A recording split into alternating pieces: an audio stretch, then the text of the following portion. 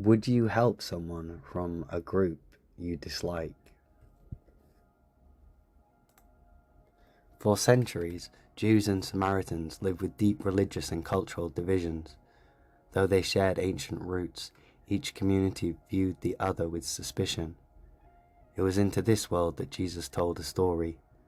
A traveller was attacked by robbers on the road to Jericho and left half dead. A priest saw him and passed by. A Levite saw him and passed by. Then a Samaritan approached. To many listening, this was not supposed to be the hero of the story. Yet the Samaritan stopped.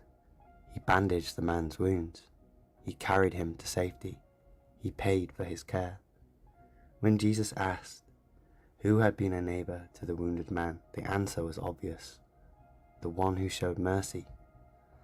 The power of the Good Samaritan is not simply that someone helped a stranger.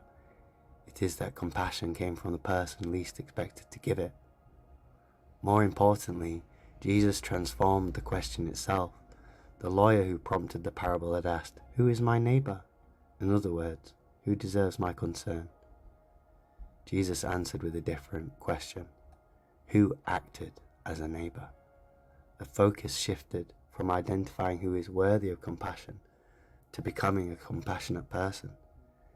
There is a common perception that Christianity is primarily concerned with drawing lines between those who belong and those who do not.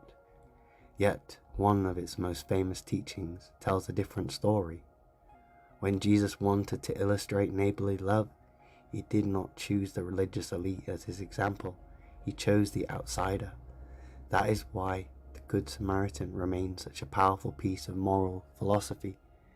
It challenges the instinct to divide humanity into categories of deserving and undeserving. Instead, it suggests that moral character is revealed not by whom we choose to exclude, but by how we treat those in need. Whether one accepts Christianity or not, that is a profound ethical challenge. Nearly 2,000 years later, the question remains the same. Will we define people by the groups they belong to, or by the mercy they show? And perhaps that is why this ancient parable continues to speak to the modern world.